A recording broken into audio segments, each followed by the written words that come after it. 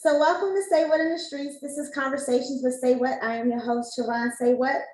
Today we have a guest that I finally get to pick his brain and ask him questions. Been chopping up with him online for like forever. Right, forever, ever.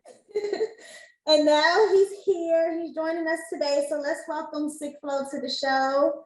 Woohoo!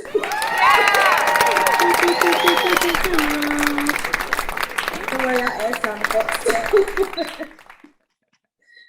Okay, so for the viewers, why don't you start by telling people who you are, where you're from, and how you got started in music? All right, so I'm gonna see if I can, summarize that.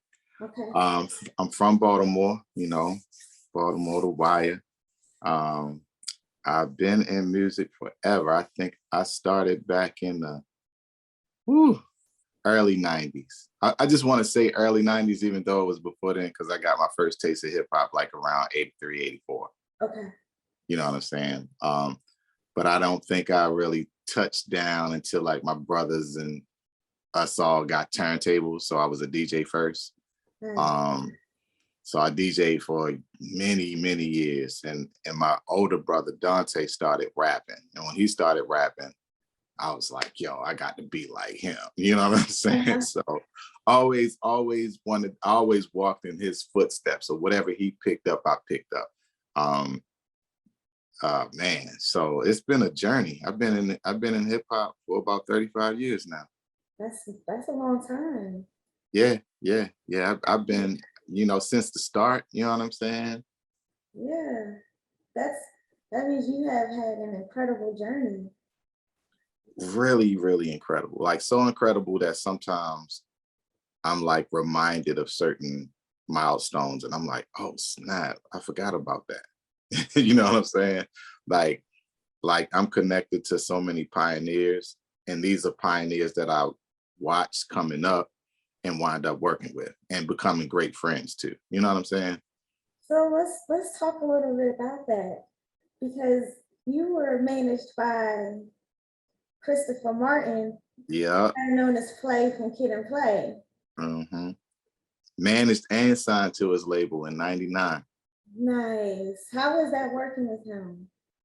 Oh man, it was, and still, I can say still, because although we're apart right now, we still work together. Like he came here for a movie that he was working on. And I did the photos for him. You know what I'm saying?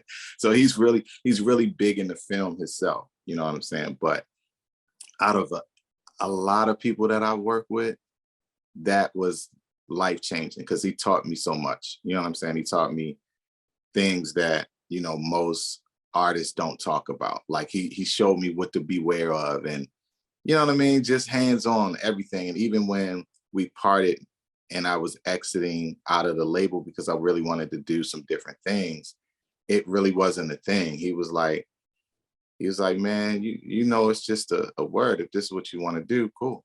You know what I'm saying? It wasn't even, no, you got to do this to get out of the contract, none of that kind of stuff.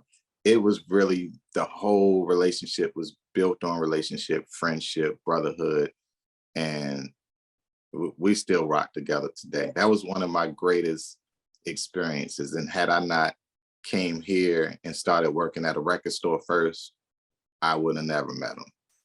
So that's how you linked up with him, moving to? Yep, because I managed DBS Sounds out of in Riverdale. Okay. It was in College Park. So I always was in a record store. Okay. Like from leaving Baltimore, coming straight to Atlanta, it was like I stumbled across.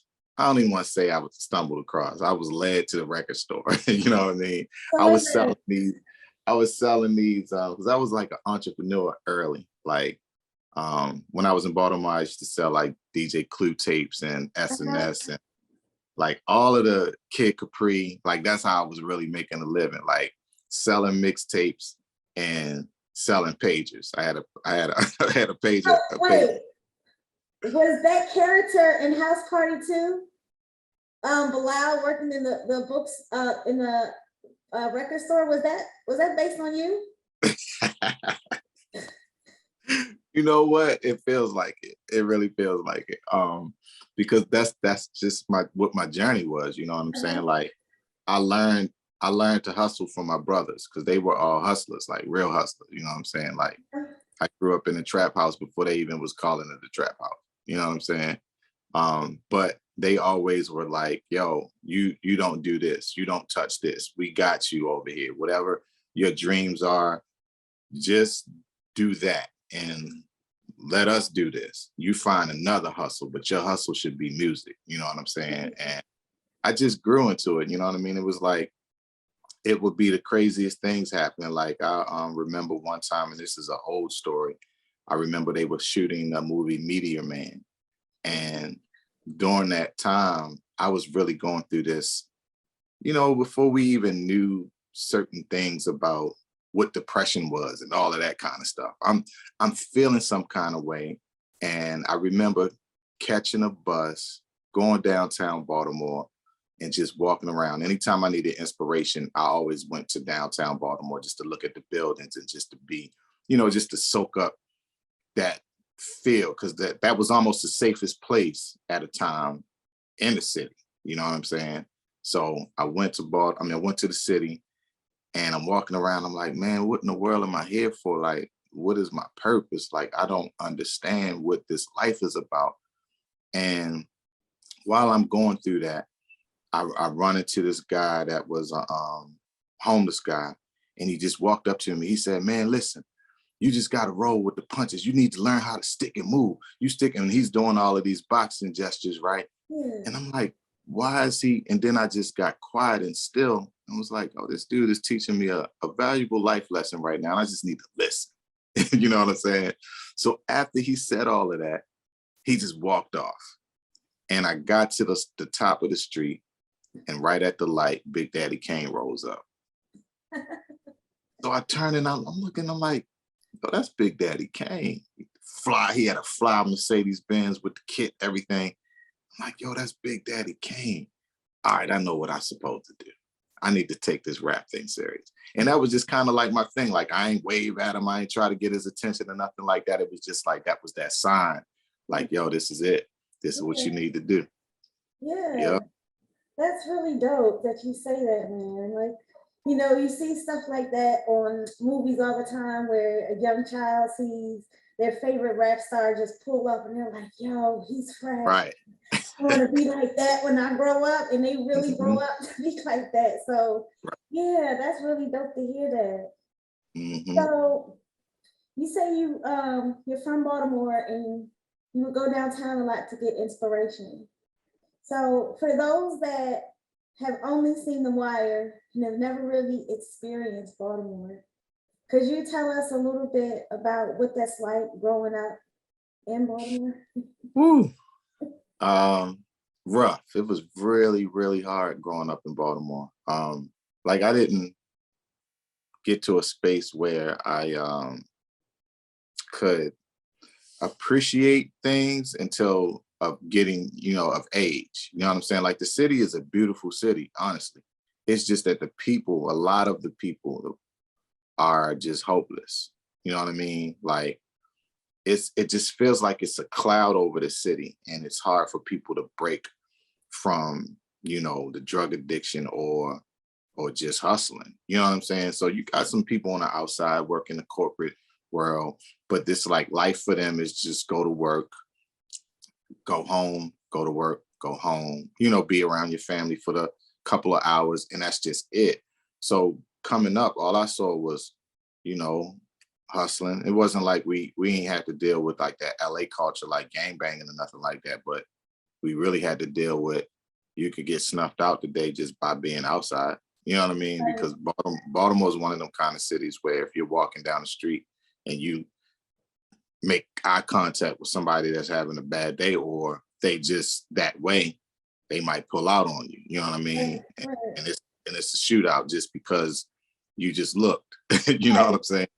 So there was I was always around a lot of talented people. You know what I mean? I just not so happened, but it was like my life.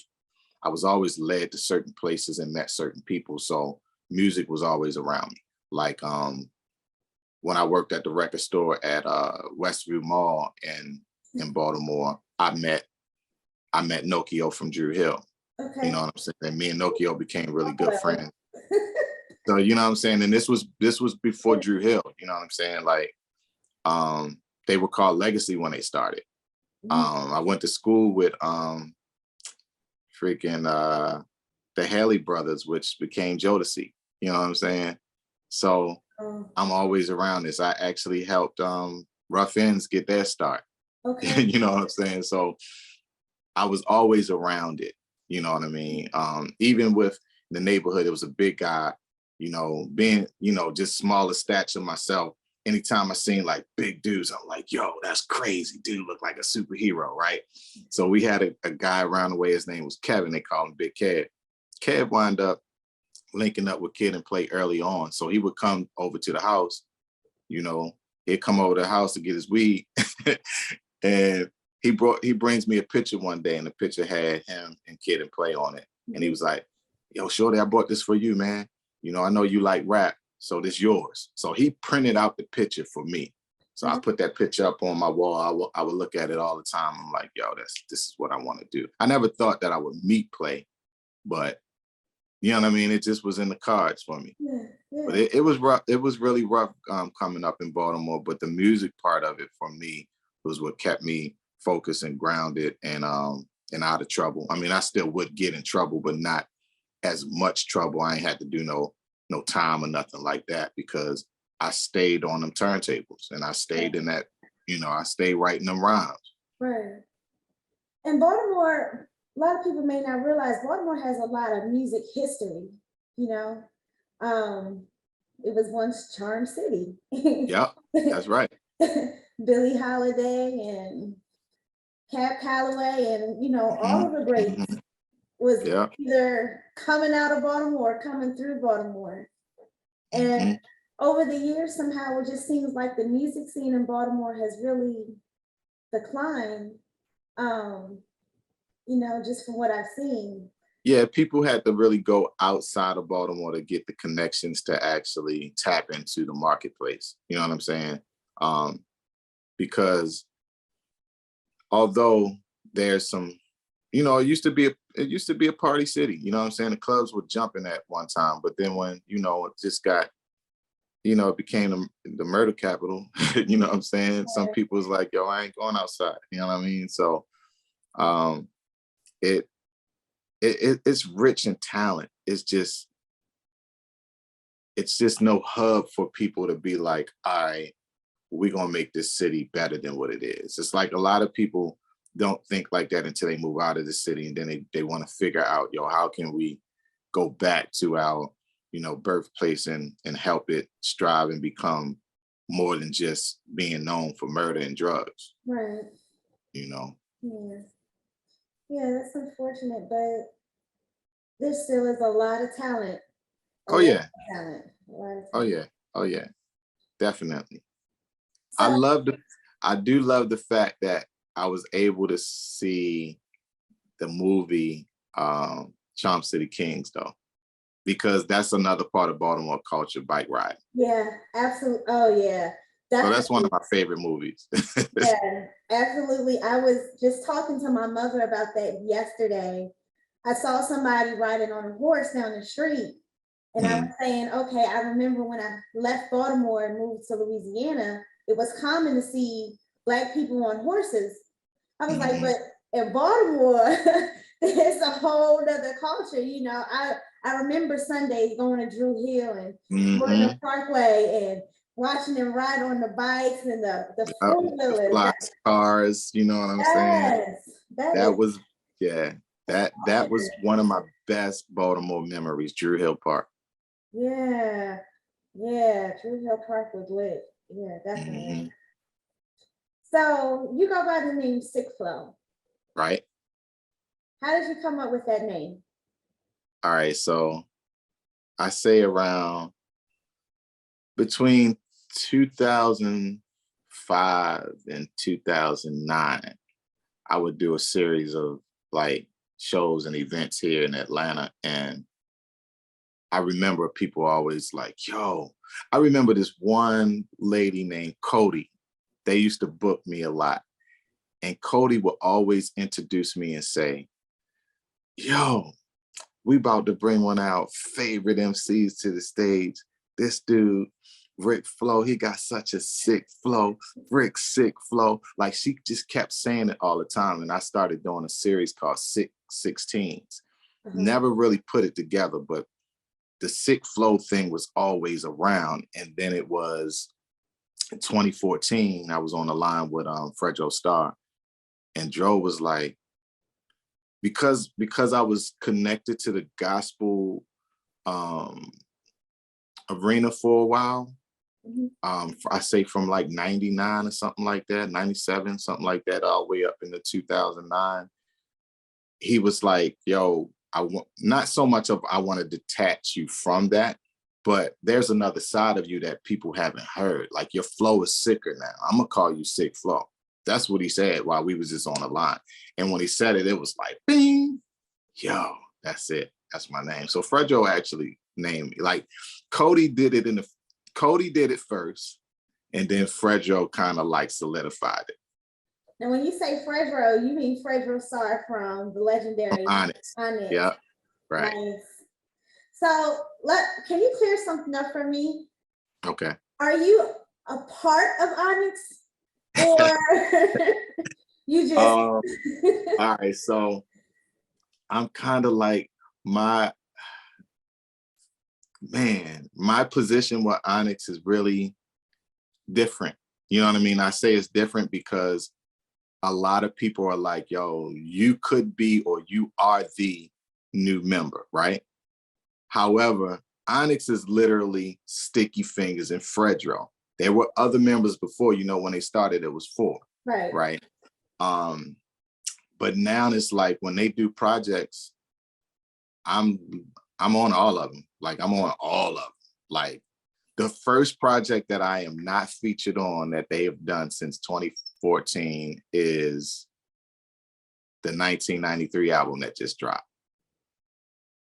And I don't really think there's any features or anything like that on this one. Like they really wanted to go back to the, you know, core Onyx sound. You know what I'm saying? Yeah. And they probably was like, man, we got to give homie a break, man. He on everything. You know, he killing everything. So this is the first, but it's a whole lot of projects coming out after this that records already done. I'm just waiting for them to drop. So I don't know what to say about that. Maybe I'm the extended version Onyx. The honorary member. Yeah, there you go. There you go. You're like the sixth man. Well, there you go. That's it. That's it. That's exactly it. That's what we're gonna go ahead and claim. So tell us about this 100 Mad that you have, this Mad 100 that you have going on. Okay, so 100 Mad is actually, you know, this is like the brand under Onyx that Fredro and Sticky came up with years and years and years ago. Like, man, it's probably, they've been hollering 100 Mad forever. And then it just started forming. There's so many of us that are, you know, offsprings of Onyx. And that's pretty much what it is. It's just the affiliates of Onyx, and we are everywhere. Amsterdam, Russia, Canada, man, it's a lot of us, you know what I mean? It's so many of us. One of my favorite groups to work with, Dope DOD out of Amsterdam. Boys are crazy. Like, I met them, and then you got Germany with Snow Goons. So it's so many of us. It's a whole lot, you know what I'm saying? Snow Goon DJs. It's a lot, you know what I mean? Man, it's kind of hard. It's kind of hard to put it all, but because it's an extension of Onyx, and it's worldwide. So does it stand for something, or does it? It stands for the Mad Face. You know the I see something in the zero there. Okay, check it out. The zero is the Onyx Mad Face. Okay. You know what I'm saying? You remember their logo, right? Uh-huh. That's what that is. Okay. Which my logo is pretty much the same thing, but it just has the mask. Way before the pandemic, when they was like Sick Flo, you know, Fredro was like, yo, I'm just gonna put like a, you know, like a mask over the mad face. And Yeah. you know, and that's my logo. So he's like this creative genius too, huh? Oh yeah, definitely. Definitely. You have to, yeah, okay. So this is the parts where you look back and be like, wow, I did that. Because I see. Yeah. Yeah, it's a lot. It's a whole lot. Like sometimes I just keep reminding myself that the only way that people will really know who I am outside of music is if or when I do either a documentary or a movie. I have to do it because it's just so much. It's so much that I've done since the beginning of hip hop. Like it's crazy. Like even with from people that I helped get into the business, to my personal offspring, to just stories. It's so much. Like all of it just was connecting and still connecting. You know what I mean? Even at the age that I am now, it's like I feel like it's fun for me because in our culture, people say, hey, when you get this age, you're done. Like they really counting people out after 25 when it comes to the music industry. Yeah. You know, and like that's one of the first questions they ask when they interview somebody. Well, how old is this guy? How old is this lady? You know what I'm saying? Yeah. And if you're 25, 26, they like, okay, the longevity is not going to be there. You know what I mean? Mhm. So that is just a stigma that some weirdos created. You know what I'm saying? Because when you're gifted and you're talented, that's going to run with you until you just feel like I'm not doing it no more. Yeah. And I mean, I personally feel like I've been getting better. You know what I'm saying? No, I'm really glad you said that because I've been to a lot of showcases and I sometimes I see, you know, people that are obviously older than 25 still trying to pursue, you know, a Right. music career, and you hear the talks. Oh, I don't know why they waited until you know Mm, they was 40 to try to do something. But right. I'm glad you said that. So Yeah, so many people are afraid to talk about it. You know what I'm saying? Because they feel some kind of way. But I had way too many, you know, great moments and successes to be like, all right, I'm just gonna stop right now. And there's so much I still got inside of me. So why would I listen to somebody else be like, nah, man, you know, you washed up, it's time to retire. Well, you give me the retirement money that I know I'm gonna make, and then I'll consider it. You know what I'm saying? okay. And you know what? I told my uncle recently, sorry, but you know, Morgan Freeman didn't get his first big role until he was 50 years old. There you So have. you never know when your big break is gonna come. That's right. You just got to keep on. You got to keep your foot on the gas. Keep on moving. Yeah. But you're accomplished. You charted on Billboard. Oh yeah, I charted for 36 weeks. You like, you know what I'm saying? And it's like the first when that record dropped, um, it dropped the same week that Janet had a record, and like we were killing her in sales, and that was major. You know what I'm saying? Because that's Janet Jackson. You know, she's a multi-platinum artist. You know what I mean? So it's so many accomplishments. Like I remember being out one day doing some video for a DJ, and I remember this one guy, he's CEO of a company, walk up to me. He said, "Hey man, good to see you, man." He said, "Hey, did you know that your record, I can't even remember what record it is. I have so many records out." I just remember him telling me, he said, "Man, you weren't aware of this particular record that you did was nominated for a Grammy, were you?" And I was like, "Nah, I had no clue. I didn't know." But at that moment, I'm sitting there in awe, like, "Are you serious?" Right. Because it was on a project that was a compilation that, you know, when we want to help certain people out, sometimes we give records to people for their compilations and things like that, because it's like, well, hey, you got your fan base over here, I got mine's over here, but if I work with you, then that's just going, you connected me to your fans. And I did that, and from the result of that, you know, one of the records was nominated for a Grammy.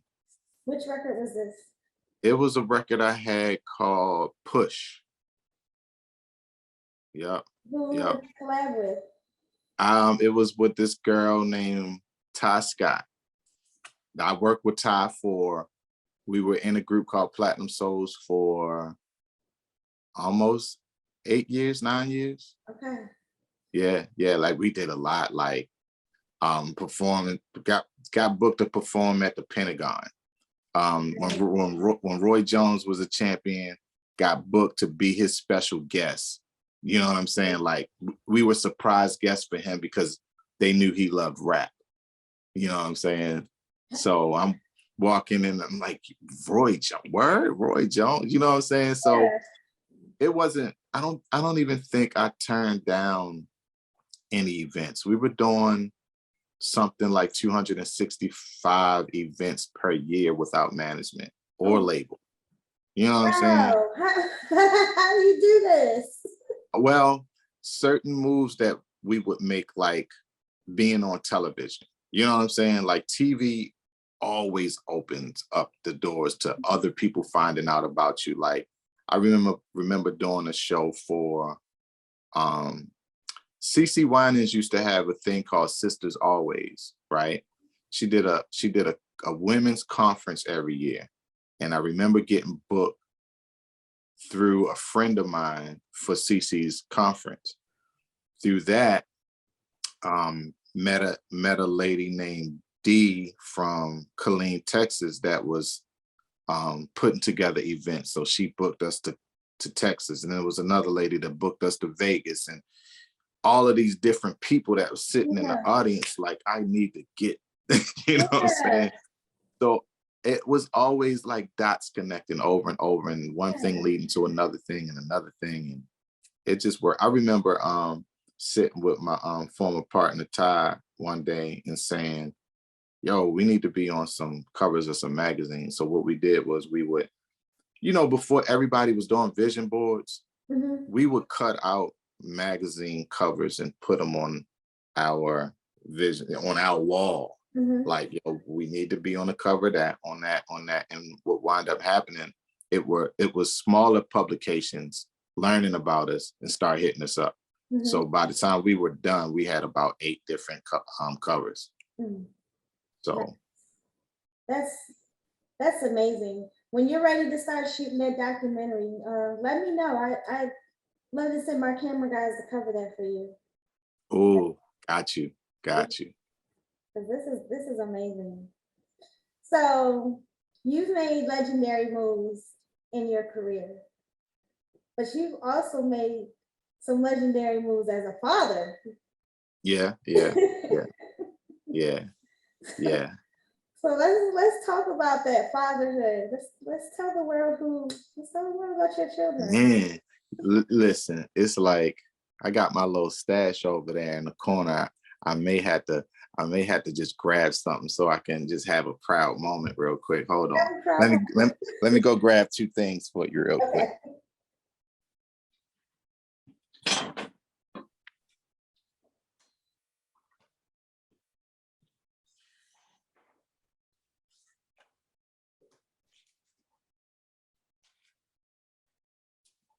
Yeah, I just had to do this. And now I'm starting to feel my age, because this is what grandfathers and fathers be doing, right? Because I remember my mom used to do this before she passed. Like anytime my aunts would come over or whatever, she'd pull out stuff and she'd be like, yeah, look at this and look at that. So what I do when I'm traveling, right? No matter where I go at, if I find them little mom and pop stores, I'll pick up stuff like this. You know what I'm saying? I got stuff like this, like, I got the wax, you know what I'm saying? And it's like I do this all the time. Like, even, and then the younger one, you know what I'm saying? So it's like I collect this stuff right here. You know what I'm saying? But I have a side of my room that has like all of that stuff. The only thing I don't have yet is plaques. I got to get one of the plaques, because I think Black did over 23 million. Woo. So I gotta have one of the plaques. And even when 47 begins to bubble more, it's like this is stuff that I just have to collect. You know what I'm saying? Because it's just great to it's great to see it. It's great to be a part of it. Like going to their shows Mhm. is like it's like the greatest feeling watching them. You know what I mean? Yeah. And then watching, like when I'm watching them and I'm watching the reaction of the people, and it's just mind blowing. Yeah. It's gotta be mind It, blowing. it's mind blowing. I remember when you posted the pictures, I think it was the Grammys. Hmm. You Hmm. got like 6 Grammys or something like that. He got nominated for 3. Mhm. Yeah, yeah, That's that's huge. Like yeah. that's huge. I remember we were in LA for BT weekend Hmm. and we saw his billboard out there in LA, right in the midst of everything. I remember I was with another artist and we just stopped and she was like, yo, that's so dope to see an artist from Atlanta have a billboard out here in LA. And we just Right. stopped there, we just stood and we just cherished that moment, like, yeah, that's fine. It's a pretty big deal. Like some people look at it and be like, you know what I'm saying? It's just dependent on how their mind frame is. Like I remember the first time seeing one of my billboards, and it was in one day. Actually it was 3. So just riding around Atlanta, I'm driving and I just see my face on the side of a bus. I'm like, yo, you know what I'm saying? So I chased the bus down to get pictures of it. Chased the bus all the way into the station. And the guy when he parked, it's like, first of all, it was illegal for me to be up in there, but I drove all the way up in the station. And I'm like, I walked on the bus. I'm like, listen, man, that's me on the side of the bus. I need to take some pictures and get some video. He was like, do what you do. But Yeah. looking at me like, you better get up out of here before, you know what I'm saying? Yeah. Yeah. And then it was 2 huge billboards right near the Mercedes-Benz Stadium, right across from it. So it's just like a part of the things that for me tells you, all right, you're doing the right things, keep on going. Yeah. Yeah. So how do you separate like being the father and then being the artist? I mean, they grown now, you know what I'm saying? It's kind of it's different now because with them being grown, our conversations and our hangouts, when they happen, it's like we kicking it like homies in a sense. You know what I mean? They 26 and 29. You know what I mean? But did you ever feel like at some point maybe early on you had to shield them from the industry? No, not at all. Because the only thing that I did was take them with me when I had to, because a lot of times I had to, you know what I mean? Like if I was going to the studio and they was babies, I had to take them, you know what I'm saying? The way it worked out was being that I was always like an entrepreneur, if their mom was at work, it was for me, it was like, I'm not going to go get a babysitter while I go to the studio because they can go to the studio. You know what I'm saying? They didn't always be quiet. So I got records that got them in the background, you know what I'm saying? But for me, that was cool. You know what I'm saying? I was like, yo, that's cool for me because it's stuff that I can play back, even with Black and them just doing that mindset series where he's talking about, his story. I know Summer Walker has one, he has one on mindset. When it starts off, they play a song that I did that had him in the hook when he was like 5 years old, Nice. and it's that's some cool stuff. Like, but now it's really different because they're older, and coming up, I just took them with me. I didn't really have to talked to them about it, they saw it firsthand. And then when they got older, and we all kind of like, because I was with their mom up into their I would say high school years. Mhm. And then when we split, that's pretty much when everybody started to find out things on their own. Like, I didn't know that Black was even into music until I think he may have been in the 10th grade. Mhm. Um, so even he was doing it 6th grade, 7th grade, you know what I mean? Probably 5th grade. I just didn't know it because he would go in his room, he wouldn't say anything. Right. He was real quiet. Even with his brother 47, I didn't know until one day. It was just kind of like one day it happened. You know what I mean? Right. So it was like already something that they were doing. They just didn't reveal it right away, you Right. know. And then sometimes that's a good thing for a person, because if you're not sure how certain people are going to take it, and not me, like, because I support everybody.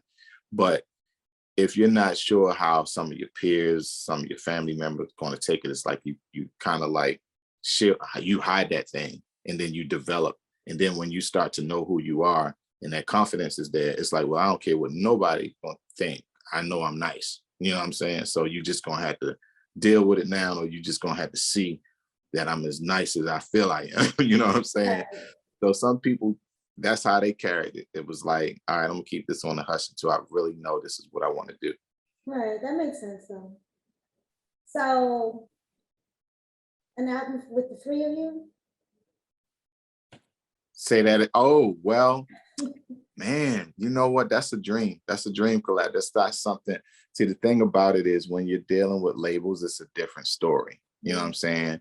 And LVRN has grown to be like one of the most talked about independents. You know what I'm saying? They're connected to, I think they're under Interscope, but they're still their own company. So that's something that has to be talked about. But that's what I want. I mean, if I can get a record with the three of us, I'll be satisfied, Yeah, that would you be know.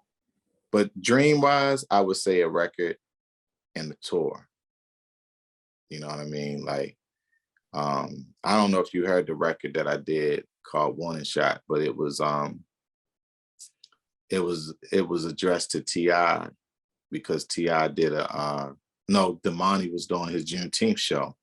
And T.I. had mentioned, I think we're the best father and son duo out here. Nobody's really messing with us. And if y'all think so, we want all takers. So remember for that. me, the song is saying, before I even approach or involve them, let's see if you can rock with me first. You know what I'm saying? So, but I even think with something like that, that would be a pretty dope situation with, because both of his sons rap too. Yeah. You know what I mean? So that would be a pretty, if somebody out there is smart, they would think about something like that. And a tour with father and sons would be the greatest thing that has ever happened in hip hop, because I know a And few. Black fa- culture. Yeah, it would shake the game. But I already know who the starting players would be. Um, I That's would say myself, Black and I-47. I would say T.I., Damani, and I forgot the younger one name. Um, major. yeah, and then I'm gonna tell you this. Rascas got twins, and Coast Contra right now is one of the dopest groups that I've heard since Leaders of the New School. Wow. They're that dope. They're like the freaking millennium leaders. Like, they are hard. Like, when I tell you, bars upon bars. And this is on your show first. I'm saying Yeah. this on your show Yeah. first. But for this summer, or by summer, I believe that they're gonna be one of the hottest rap groups out. Okay, so you got to help me get them on my show then. All right, I gotta meet them first. I know Raz. I know, well, I met Raz Cass. We got a record coming out together, but we don't know each other yet. But when we meet, I'm definitely, because them boys bad. Okay. Yeah, that's my Okay, favorite. Billboard. They my favorite rap group right now. Like rap group, like outside of like Onyx. Them boys are bad. Cross culture. It's Coast Contra. Coast culture. Okay. Yeah. So, what other groups that we may have heard of have you collabed with? You said groups? Groups or artists? Groups or artists? Well, let's see. Man, I got so many records. Well, listen, I did one record with K Slay that got everybody on. It literally has 110 MCs on it. Oh, geez. Yeah. Yeah, like, so I can look, I can proudly say I'm on a record with KRS-One, Razzcast, Onyx, Outlaws, Dave East, man, Yeah. Twister, you know what I'm saying? John Con, I mean, man, I could go on for days, but I can say one of my favorite groups outside of Onyx to work with has been Dope DOD. They from Amsterdam. They from the Netherlands. Yeah. Okay. Yeah, and my biggest records right now are with them. I have 2 records with them that are freaking streaming, like ridiculously streaming. Like when I check my stats, those are like the biggest moving records right now that I'm on. Is that on their current project? Your 20? That's on their current project, and on the one before that, this one right here, Shotguns and Hell. Okay. It's a record on there called Can't Hear You. Okay. It's me, Dope DOD, and Fredro Starr. Freaking crazy record. Like that joint, we did that maybe 4 years ago, and it's going crazy. Okay. Okay. So who else? Man, it's a lot. I can't wait for this record with Razzcast to drop. That's what's coming next. Yeah. I don't know when, but it's hot.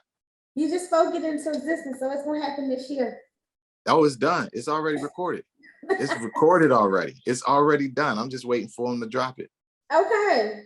All right. Yeah. All right. And Fredro Starr did the beat. Nice. Nice. Tell Fredro I say hey. Got you. So I want to play this game with you, okay? Okay. It's called the Rap Challenge game. It should be really easy for you. I'm gonna name just some random phrases. Today I'm gonna do the Baltimore edition, since you're from Baltimore. Every phrase that I drop, name, place, or whatever, you're just gonna give me a bar. Okay, so hold up. So you name place, right? Or whatever, and then I do what? A bar using what I drop, the noun that I'm gonna give you. Oh snap! Really? That's how you do it? That's how I do it, and I know you can. All right, so give me my example first, so I can flow right. So Okay. I need an example. You're gonna go blah blah blah blah blah, and then show me what I'm supposed to do. Oh no! Wait, hold on. You can't do that. No, I have to do it that way though. I have to do it that way because this is the best way for you to, let your people know how it's supposed to truly flow. A rapper. I'm saying, I mean, you putting pressure on me. I gotta apply the pressure back. But you can just do it easy. Do it the easiest way. I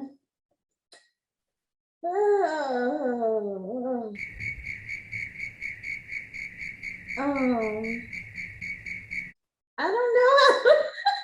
I think I think you just in your head right now. Cool. But you have to explain this the best way so I can do it right. Okay, so oh man, this is not cool. So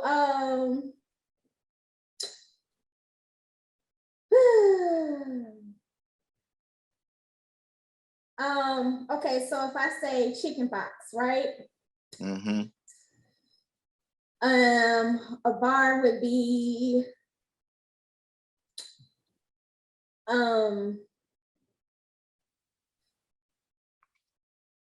Uh, The bar would oh, be. be okay. If you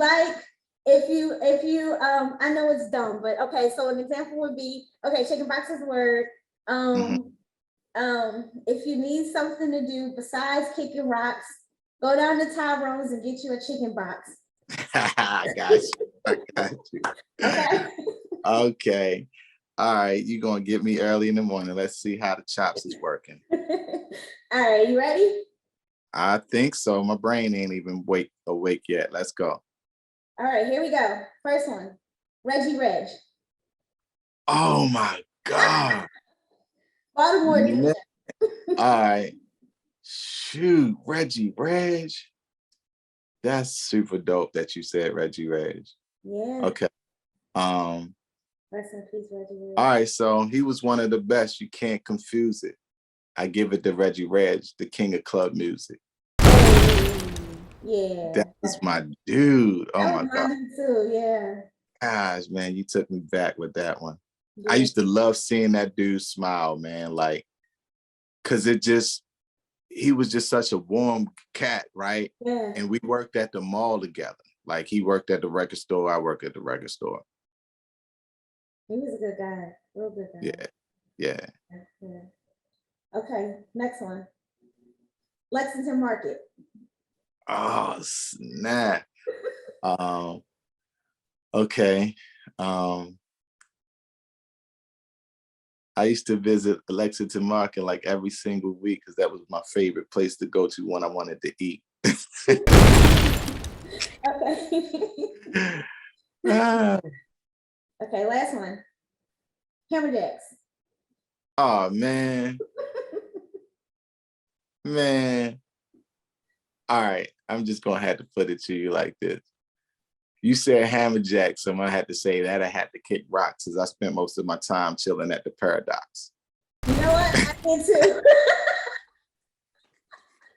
I did too, but I always wanted to go to Hammer Jackson. It was always too freaking packed. You know what I'm saying? yeah, So it would I be. went straight on over to Paradox. That was the first place I rapped at. Nice. I used Yeah, to love the docks. I used to yeah, come home from college just to go to the docks. yeah. That was the first place I ever rapped. Like first club I ever rapped at was the Paradox. Nice. Nice. See, memories. Brought you back some memories there. Yeah, yeah. You did your thing. You did your thing. You picked some spots. Okay, so outside of music, you mentioned earlier you took pictures of Clay for his music. You Mm-hmm. have your own photography company. Mm-hmm. That's been 7 years old. 7 years, like 7 years old now. Nice. So What if I'm not doing one, I'm doing the other actually, so or what doing both in the same day. because they go hand in hand, right? Mm-hmm. So what made you decide to pick up a camera? When I was going through my transition of coming out of the group with Platinum Souls, it was kind of like a weird space for me. It was like, well, I don't know what I'm gonna do now because everybody's so used to this group. And how am I gonna make it, you know, outside of being in that group, because that was like my main money flow, you know what I'm saying? So I took some time off, and then shortly after that, when I got back in the game, I met Terry J. Vaughn, the actress, director, and started hosting her venue. It was called the Green Room. Okay. And I noticed like when I would introduce an artist, because I was running the open mic, I would introduce an artist, and I just had this fetish for like taking pictures of people. Like I always, and that was how I would promote too. I would have my little phone and I'd take pictures, pictures, and people's like, "Oh, your pictures are dope." So one guy asked me one day if I would do a family photo shoot for him, and I was like, "Bro, I don't have a camera. Like all the pictures you see is with my phone." He was like, "Well, what are you going to charge me? I don't care what you use. I like your work." So he paid me. This guy named Stefan, one of my good friends, he paid me to do the photo shoot with my phone. And then that kind of opened up everything because I was like, yo, I really can do this. So then I got booked to shoot a wedding, and I took the money from the wedding and I bought the camera that the guy Sice that used to shoot my music videos. I bought that camera from him because Nice. I was like, if I'm going to shoot, I know what that quality looks like. So he was like, well, I'm upgrading now anyway, you can buy it. So a Canon T2i was my first camera. I had that for some years. I sold it to somebody that I know personally. So I know that if I ever wanted to go get that back as a collector's item, I know who to go to. You know what I mean? But now at this point, after this 7th, 8th year, whatever, I'm starting to incorporate the photography video with my music. So I just posted, I don't know if you've seen the video to the song. I got a new song called Slim Slim that I just released last Friday. But the clip of it has a girl dancing, Mhm. and then it switches, and then it has me with the camera in my hand. Okay. So what I'm going to do is I'm going to start like really incorporating the photography, video, and all of that until it's going to be such a cross promotion. It's going to be crazy. Yeah. Yeah. So you'll actually see all of my work in some of these upcoming videos that I shoot. It'll be me shooting and rapping. Okay. So it'll be the footage from whatever I'm shooting, because I have an editor named Zona Sims. I know Zona. That dude is crazy. You know what I'm saying? So Zona can take all of the stuff that I shoot and then shoot me, you know what I mean? And then we just blend it all together. Yeah. Yeah. He's Yeah. definitely. Yeah. So, do you have a website for your photography company if somebody wanted to book you? You know, I've been doing everything off of Instagram, and I've been so comfortable with it. Like, I'm definitely going to do the site sometime this year, but it hasn't really been at the forefront of my mind because I get so much business just word of mouth. Mm. Um, and people stay in my DMs. So it's like, I may do a site just because, you know what I mean? It's like, but I technically don't have to because I got business from now through, the rest of the year already. Yeah. Nice. Nice. Yeah. So let's talk about your current project that you have on banking. Okay, so I have the 2021 wrap up on Bandcamp right now. I did release a couple of other singles around that since January. I have the one with Black, which is Trouble, which talks about my Baltimore life. Growing up in the house that it's a dope record. It's like, how some people be like, some rappers kind of exaggerate stuff. Mm-hmm. It's like nothing in that song is exaggerated. It's all like me, and you know what I mean. Which pretty much the majority, all of my music is like, I really never have to exaggerate anything. Like even when I do records with Onyx, people say, well, man, that's that kind of like New York boom bap gangster, you know what I'm saying? Well, Right. whatever I'm talking about is stuff that I really either did myself or my brothers did it. You know what I'm saying? Like I seen it, I've been a part of it. Mm-hmm. So it's like telling stories that I'm very familiar with, Mm-hmm. And I'll never go so far in a song anyway, as far as I'm not going to say anything that I just don't know about, Right.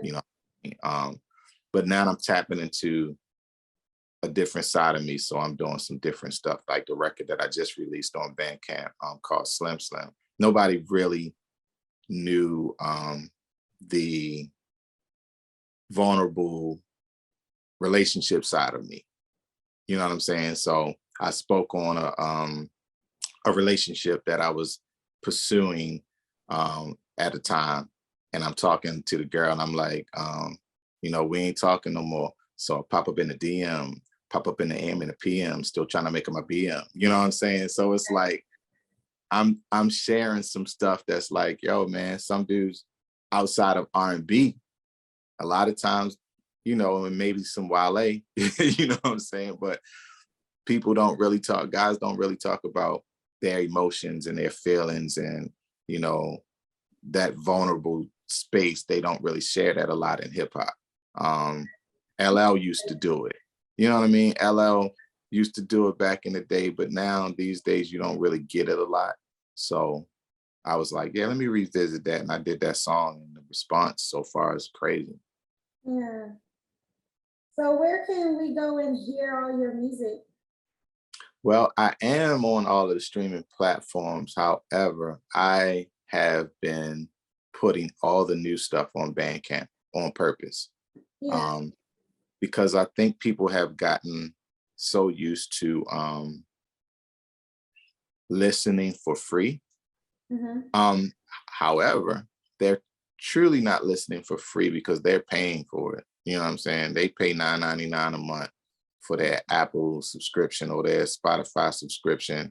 Right. Artists get pennies from that. Like, we literally got to have like 1 million plus streams in order to make money from streaming. Right. So with Bandcamp, for me, it's like, hey, if you want this record, it'll allow you to stream it 3 times, but after that third time, it's asking you to kick that $1.29 out. Right. You know what I'm saying? Right. So, which is not bad at all. I just sometimes I think people have gotten away for so long with just listening for free that they just don't want to buy no more. Yeah. So I'm pushing that, like, nah, man, if you like my music, support the music, and I'll keep putting music out. But Bandcamp has been like the best thing for me since I started dropping stuff this year. Yeah. Yeah. Yeah. Shout out to Bandcamp because I hear that's like what it is now. It's really looking out for the artists. Yeah, definitely. Like, they gave out something like during the pandemic, somewhere in the double digits millions they paid out to their artists. Nice. So, you can't, Spotify ain't gonna say that. Spotify getting Spotify money. Right. You know what I mean? And if artists start to look at it, they'll see that, the math is completely wrong. You know what I'm saying? It's like, there's no way I'm going to be more happy about showing the world and all my social media friends, look, I streamed 1.5 million streams on this song and I got $12,000 check. That I'd rather have $1.5 million or $1 million. You know what I'm saying? Mm-hmm. So if people were actually buying, it'll make a world of difference for the artist. So I'm back on that Bandcamp. Or I started it back in 2010 and kind of left it alone, but I was like, nah, I'm circling back. And since I've been back, I love it. Yeah. I'm probably, not probably, I'm gonna release something every month on Bandcamp. Nice. Got to, especially on Fridays. Fridays is Bandcamp Fridays. Whatever the artist releases on the first Friday, all the proceeds go to the artist. They don't take a percentage on first Fridays. Nice. That's really dope. Mm-hmm. So you've obviously had a journey and you've been doing all of this independently.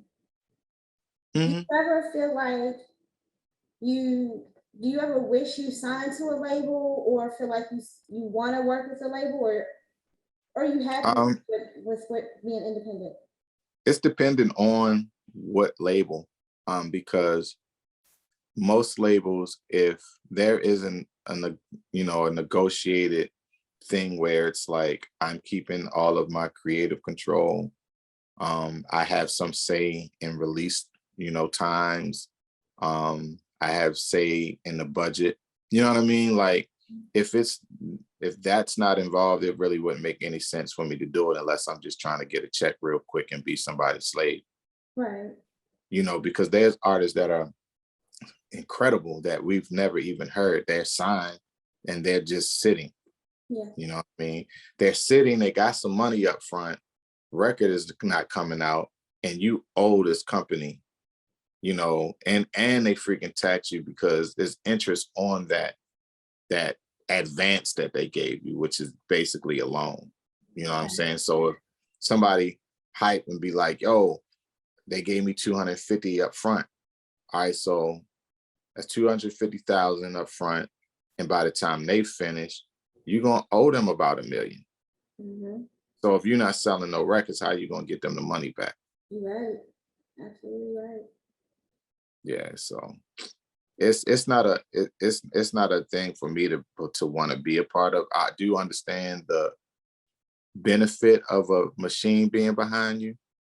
I feel like if that's a route that I did go, it would only be for a short amount of time. I wouldn't sign no 5-year contract, 5 years, 5 albums. I wouldn't do nothing like that. That would be crazy. Right. I would possibly do like a 2-year, you know what I'm saying? 2-year, 2 album, because 2 years will go past fast, It will. you know, so. 1 year is going very fast. So yeah. Oh yeah, definitely, because we're gonna be out of this year in no time. I'm trying to tell you, we already hitting spring. Mm-hmm. Mm-hmm. Yep. So I mean, more power to the people that are on the labels, but you know, a lot of people, I would say the smartest thing for artists to do, that if you do find yourself in a label situation, get all the information that you can get, learn everything that you can learn, meet everybody that you can meet, and let that situation work for you while you're there, but plan your escape. You know what I'm saying? Like, if you have a plan and you get in and you get money and you know what to do with the money, you know what I'm saying? Like, nobody's telling artists stuff like, all right, if you're going to sign it, you're going to get some money. Immediately when you get that money, make some investments right away. You know what I'm saying? Mhm. So that you won't have this label situation over your head. One of the freaking wisest guys, I never met him personally, but his motto, this dude was the freaking dopest. What is his name? The singer. He had a song called My Addiction with Cassie. What is his name? Ryan Leslie. Okay. Um, Oh, okay. Ryan Leslie's one of the smartest guys in the freaking world. He changed everything about how an independent is supposed to move. And I do feel like, even, I don't think Nipsey had ever said anything about Ryan Leslie, but I feel like Nipsey followed the model that Ryan did, because Ryan took all of his stuff off of all of the streaming platforms and put it up on his own site, and freaking made millions. You know what I'm I saying? remember that. He was like one of the first ones to actually start teaching like the master class. Right. Yeah. Yeah, And definitely. yeah, I remember that. Yeah, definitely. So that guy, amazing. Like, and if people not learning from people like Ryan Leslie and Russ, and you know, and the things that Nipsey did, you know what I'm saying? It's like, you know, what are you doing? You know what I'm saying? Like, you don't have to follow that blueprint, but you can learn from that blueprint. You know what I mean? If you really want to be successful in it, or else you'll have to struggle and be like, for me, if I spent more time doing the music part, I wouldn't have no time for the photography part. So you can see that right now it's like this. You know what I'm saying? I go rock a show, and then it's like, all right, if I didn't make my quota that I needed to make, I'm like, all right, well, if I got that energy, I'm doing a whole photo shoot that night. You know what I'm saying? Yeah. So it's just, if I was on a label, I possibly really wouldn't have time to do all that kind of stuff. You know what I'm saying? But are they going to really be taking care of me? You know what I mean? And is my music going to be out there? Like, you know what I mean? Yeah. I didn't hear too many stories of people that got signed and the music never came out. Yeah. And you never heard the artist. You know what I'm saying? Like, what's that dude name that Erykah Badu had a baby with last? I don't keep up with people, baby.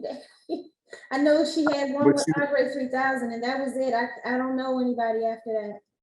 Okay.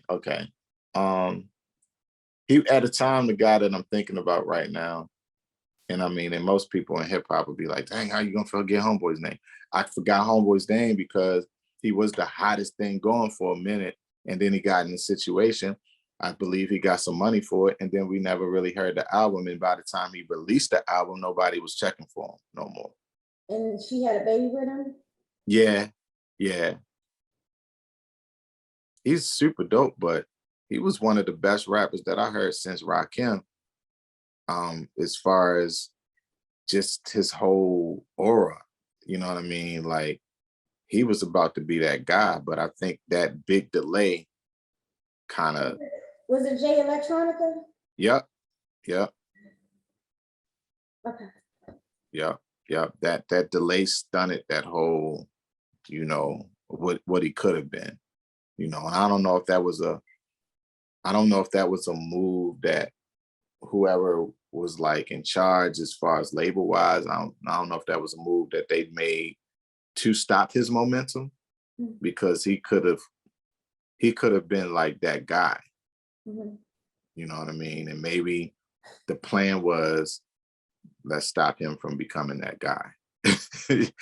You know what I mean? Like there are people in high places that think like that on both sides, the males and females. Like there's females that will use their power and their money to block other females from becoming that next, you know. Yeah. So unfortunately, it's like that in the business and especially in our culture, but it's enough money and it's enough fans and supporters out here for everybody. Yeah. So I guess some people just be stuck in that greed and ego. They don't want nobody to be seen bigger than them. Yeah. Yeah. It's very unfortunate and it's very common. Yeah, it's very common. I don't really care for it. I don't care about it at all. Nobody ever had to look at me and be like, yo, he's the best rapper in the world. I don't, I want to be known as one of the best rappers in the world. You know what I'm saying? I'm good with that. I don't have to be the best. In some people's mind mentality, that's them and that's cool. Especially if it works for them. Like Mayweather can get in front of people and be like, I am the best. And he can hold that thing down as long as he can hold it down. But Right. that's how he trained himself to be, or that was what was in him. You know, for me, I just always been that, you know, get along Libra guy. I want everybody to win, you Right. know, like I look up to, I've never met him, but I look up to Dame Dash a lot because he was all, when you listen to his interviews, he was always that guy saying, why do you want to be the best dressed? Why do you want to be the one with the flyest car? You should be cool with your whole crew being all fly, everybody being fly. Mm-hmm. You know, you roll up, you got the best everything, and then your people's coming behind you and they looking raggedy. Like that don't show that you represent well. That just shows that you greedy and you all about yourself. Right. You- So I always looked up to him that because he moved that way. You know, Mm-hmm. I want the whole team to be fly. So Right. I keep that in my head a lot. Like as I'm going for my goals, I'm always thinking about the people that I'm connected to. And it's like when I hit my first million and I do this and I do that, it's like, well, this isn't just for me, it's for everybody that I'm not everybody I'm connected to, but my circle first. Let me teach the people in my circle first how to get it and share with them what I have so they can come up. Nice. What would you say has been the biggest lesson that you've learned? Um, the biggest lesson I feel that I learned was or is to not overthink a thing. You know what I mean? Like I used to overthink, like I've never been the perfectionist type of guy, but I know that I have procrastinated on certain things because I felt like it needed to be done a certain way before it was released. And I learned the opposite. You know what I'm saying? Like I'm not gonna put no garbage out, but I'm not gonna sit there and keep on working on, all right, well, I need to plan this for the rest of the month and roll it out like blah, blah, blah. Nah, I'll just drop it. That works for me. You know what I'm saying? Like holding records back. When I thought about it, I was like, man, I could have been making money all that time. You know what I'm saying? Yeah. So a friend of mine, Henny Savant, which somebody I probably link you up with, like ASAP. He's a genius, like for real genius. Um, for real genius. Only rapper that I know personally that can play every instrument, every musical instrument that he's self-taught. You know what I'm saying? He's self-taught. Um, play bass, play guitar, play drums, play the piano and rap at the same time. You know what I'm saying? Like Wow. super genius. It's a lot of stuff that we plan on doing together. But he was a guy that told me one day, he said, man, I was on a way to do a photo shoot for his daughter. And he was like, yo, I just need a couple seconds with you. I walked over to him. He said, listen, man, release some of that music, man. Stop holding it. Just let it go. He said, if you need to fix something, fix it later. Like, but get it out there. Yeah. And I took that advice last year, well, the year before, and then I started releasing stuff last year. And then it just started creating a whole different momentum for me. And had I not listened to him, I know I wouldn't be in this position right now with the collabs that I've done, with the stuff that's about to drop, you know, with the magazine that I was on the cover of, that another magazine on the way that I'll be on the cover of. Like all of that stuff wouldn't be flowing had I not listened to him. So, you know, shout out to old Henny. I can't be that guy that procrastinates anymore. So I learned to not overthink a thing, because you know we can get in our heads and we can be like, well, that's not this and this is not that, and I need this to be like this, and how can I, you know what I mean? All of that. It's like, nah, just make the move, make a move, you know, grow into that thing, whatever it is, just grow into it. Yeah. So let the viewers know where they can follow you. Tell them where they can get all your music again and your photography. Just tell us where we can find everything Sick Flo. All right, so check this out. It's an inside joke, you know. Fred Joe said, do your Googles. Here's the deal. It makes it really easy to fact, and I love it. If a person Googles my name and they type in Sick Flo without the W. See, if you type in the W, you're not going to find me. But if you type in SickFlo all together, not separate, not sick and flow, but Sick Flo, you're going to find all of the information on me, from Instagram to Twitter to all of it. You know what I mean? But mostly everything is under Sick Flo 100 Mad, you know. But people can find me, you know, it's easy. It's easy because I put that work in, you know what I'm saying? All these years, I put that work in. So if you search my name, you're gonna find a lot of stuff. No, facts, because I did. So I know. But that's a good thing for anybody that's aspiring anything, you know what I'm saying? Like, you put that work in, and once some things hit that internet, it's there. You know what I mean? I done found some stuff that I forgot that I did. You know what I mean? Like, wow. You know what I mean? I even found one of Black's first concerts, which was with me at the Green Room online.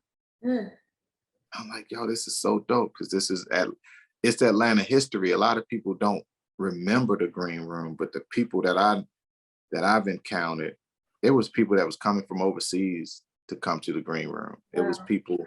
It was a lady, Geechee girl. I remember her. She was sharing this story with me. I believe she's a teacher now, but I remember she was sharing this story, and she was like, "Yo, I was homeless the entire time that I was visiting the Green Room, but it was what was going on in the Green Room that I needed." She was like, you guys were like therapy to me, like the music, the vibe, like the environment, everything about it. She was like, it helped her get through. And she lived in Alabama, and she would come up to Atlanta just for the Green Room experience. Nice. Nice. Well, it's definitely been a pleasure talking to you. Good to chop it up with you finally. You know? Yeah, absolutely. Don't be a stranger. Come visit us again. Yeah, definitely. Got to. I got to make my way down there. Actually, my new single that's out was produced by a guy in Orlando. His name is Golden Child. Okay. Yeah, Golden Child is like, he's a very talented producer. Like, I literally stayed on Golden Child, like, yo, we got to do a record together. Like, this was like 3 years in the making.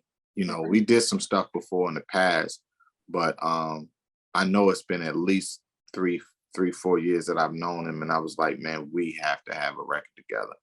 And I did the record Slim Slim before and hit him up one day and was like, man, I want to send you these vocals. I want you to do this over.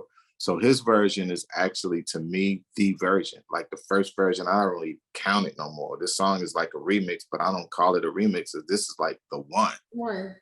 You know what I'm saying?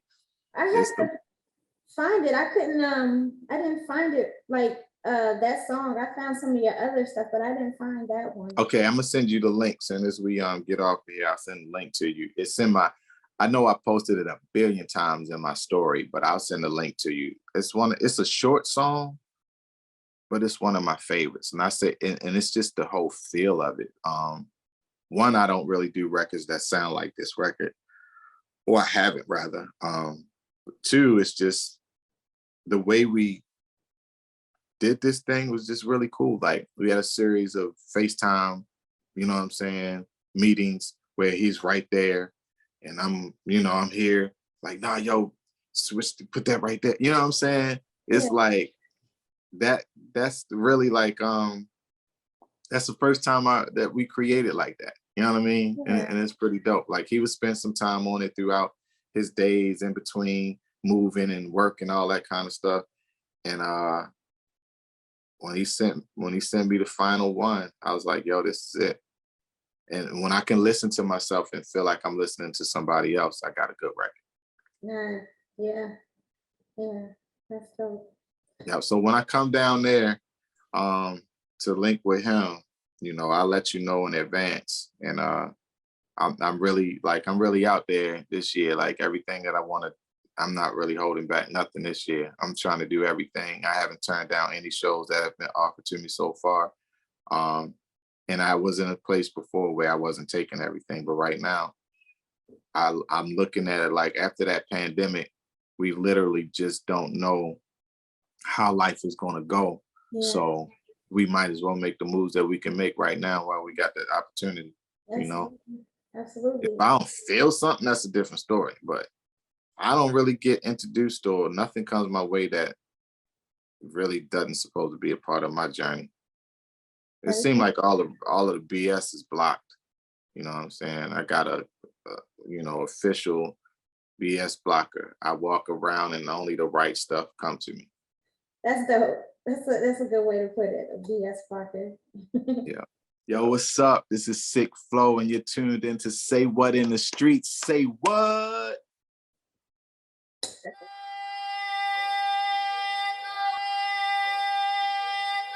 Yeah, cuzzo.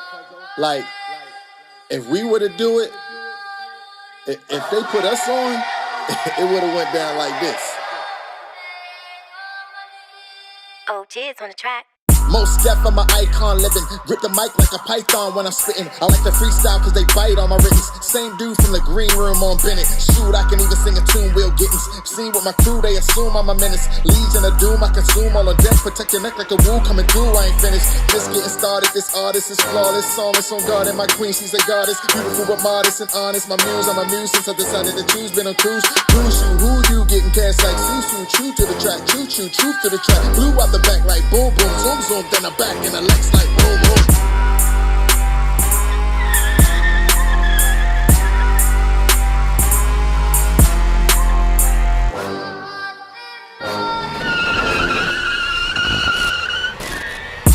Black, a blessing for black. 6 on a map, 47 after that. Success is a fact, ain't never been an act, but active action, accurate tactics, never go backwards, never been average, forever a savage, magic, abracadabra, a marriage stacking, in a different bracket, attacking, classic, dope deal deep, what happened? I changed my name and I changed the game. I go against the grain, it ain't the same. I came to bring the pain, method man, that's the game, that's the rain, that's the game. I'm the wave, I got the wave, I stopped to say I'm too pot today, I'm too pot today, I caught the spray. You ain't been to NY, but get rocked away. The nickname for my Draco, it's Dr. Dre. You the best MC, but not today. I love God when I spit, but I'm not the crate. I stay in the game, so hip hop can say best move is to pay or drop and pray. Yeah.